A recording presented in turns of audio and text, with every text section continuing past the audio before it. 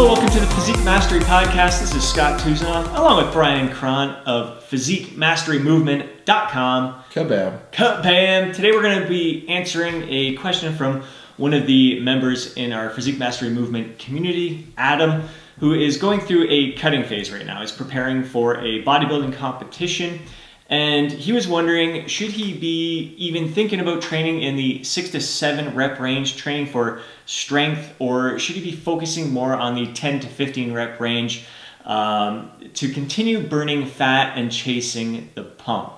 So we're going to kind of share our thoughts on this right now and give some insights into that. I think right off the bat, right away, I think training in the 10 to 15 rep range, chasing the pump, or thinking that training in the 10 to 15 rep range is like for fat burning. Yeah. Kind of right away, I start thinking of how women used to. No offense, Adam. No, yeah, definitely no offense. But you hear it a lot from female clients when I start, they're in a cutting phase or whatever, and I have them doing 8 to 10 reps. They're like, oh my God, I should be training lighter weight to tone up and everything. I want to burn fat.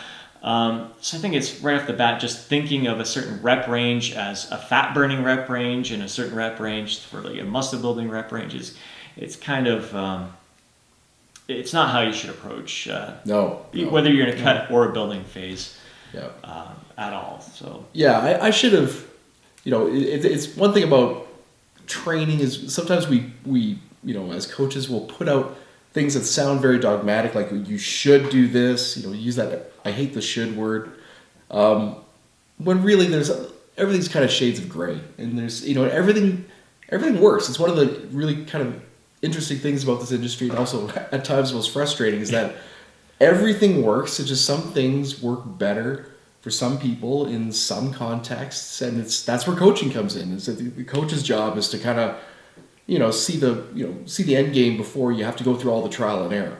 Mm-hmm.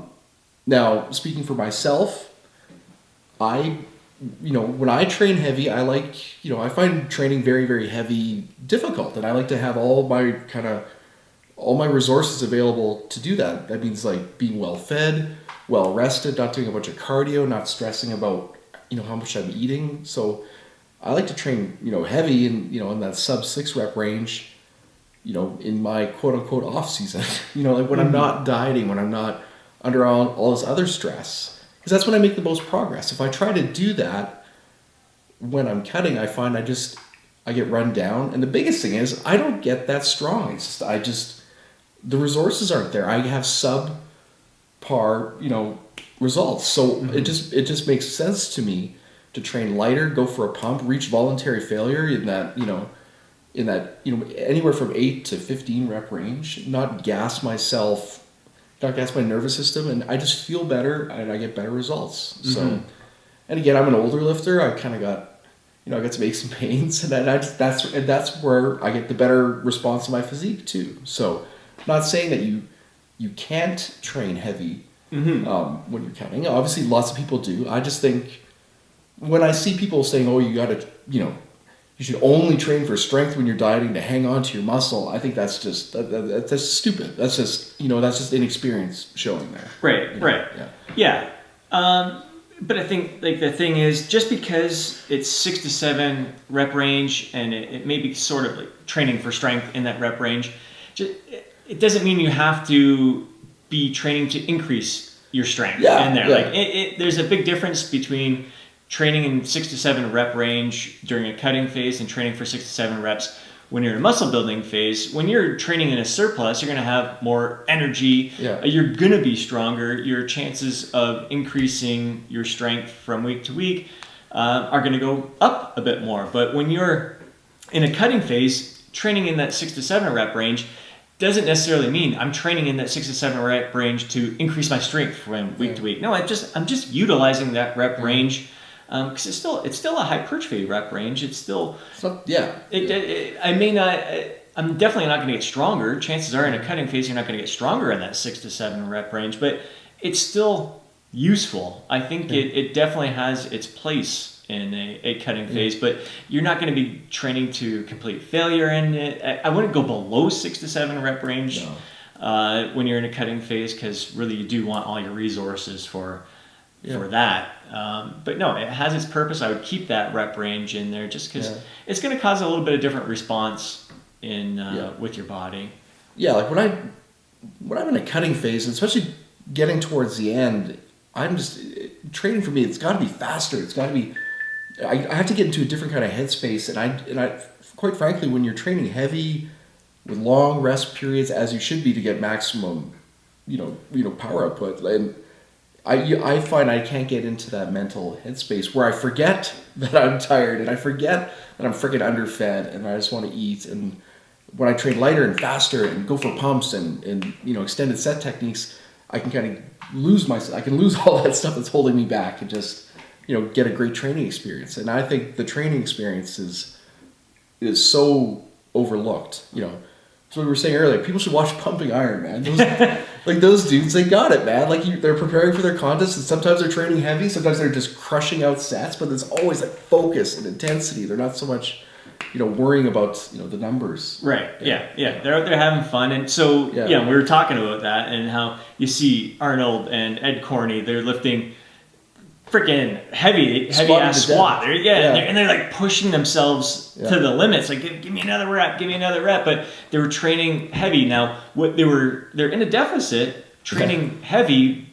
If they were in a surplus, I guarantee they'd be lifting more weight, much more. Probably be taking more rest and everything. So again, don't get caught in thinking only doing 6 to 7 reps to build your strength to get stronger.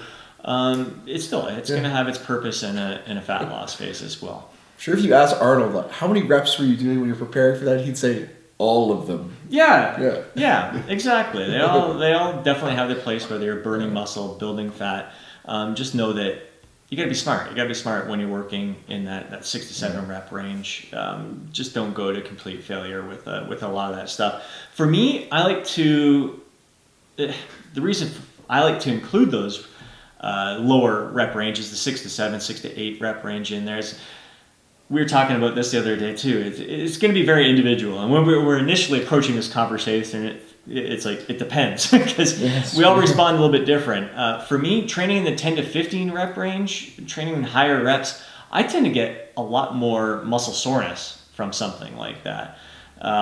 It takes me longer to kind of recover from that. I may go days where my muscles are sore from a higher rep workout, where when I'm training 6 to 7 reps, I tend not to be as sore from that style of training. So it allows me, like, throwing in workouts where I'm working in that 6 to 8 rep range, and not giving it, like, not crushing myself in the workout, not going for that pump and creating a lot of muscle damage.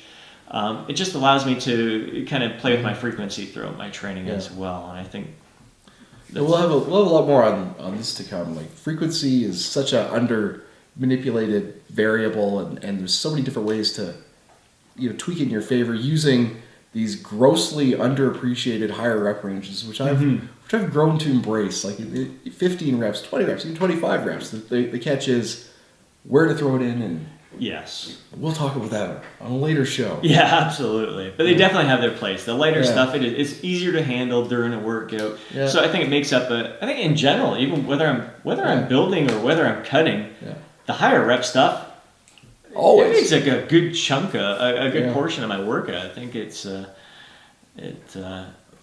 great. It's great all around. Easier on my joints, good pump, all that fun stuff. But I think that's a wrap for this. So I don't just stick in the 10 to 15 rep range just because you're cutting. Yeah. Especially you, Adam, knowing how you train, I see you lifting in the 6 to 7 rep range, and you're kicking ass. You're performing well with that movement. So why not include it in your training there? So variety of rep ranges, I think, all the time. Training smart. Just know that when you're in a cutting phase, you're not going to be able to. Your chances of increasing that weight and training for strength is going to be different than when you're in a fed state. Peace. All right, guys. We'll catch you next time. Physique Mastery Podcast. We got some good topics lined up for you. Thanks for joining us. Visit physiquemasterymovement.com. We'll see you there.